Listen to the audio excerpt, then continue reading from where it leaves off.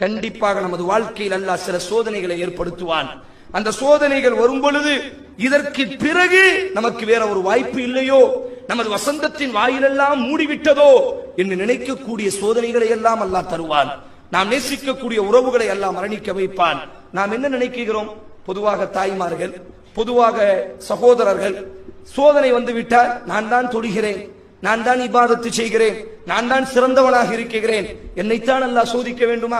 வட்டி வாங்குகிறார்கள், அநியாயம் செய்கிறார்கள், கட்ட பஞ்சாயத்து செய்கிறார்கள், பொம்பளை பொறுக்கியாக இருக்கிறார்கள், 2ஆம் நம்பர் பிசினஸ் செய்கிறார்கள், அவர்களெல்லாம் பணக்காரராக நிம்மதியாக இருக்கிறார்கள். ஹலாலான அடிப்படையில் வாழக்கூடிய என்னைத்தான் அல்லாஹ் சோதிக்க வேண்டுமா என்று நாம் வார்த்தைகளை விட்டு விடுகிறோம். நபிகள் நாயகம் ஸல்லல்லாஹு அலைஹி வஸல்லம் கூறினார்கள், இதா ஹப்ப கௌமன், அல்லாஹ் ஒரு சமுதாயத்தை நேசிக்கிறான் என்று சொன்னால், அல்லாஹ் ஒரு தனிநபரை நேசிக்கிறான் என்று சொன்னால், இப்தலாகும், அல்லாஹ் அவர்களை சோதித்துக் கொண்டே இருப்பான்.